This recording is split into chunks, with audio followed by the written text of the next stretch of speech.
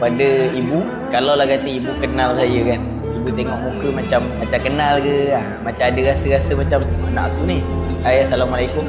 Saya dah besar dah 23 tahun tahun ni. Maksudnya kejadian dulu tu dah berlalu 23 tahun lepas lah. Masa tu 2002. Saya dah besar, saya sihat, alhamdulillah. Tak ada darah tinggi lagi, alhamdulillah. Kecil manis semua tak ada. Sihat, insyaAllah.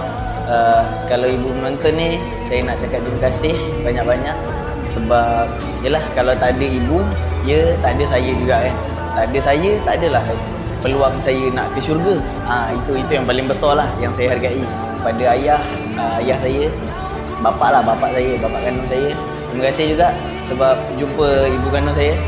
Terima kasih juga dan ketahuilah bahawa saya tak marah dan saya tak ada dendam. Pernah ada dendam, tapi seiring dengan masa saya dah maafkan.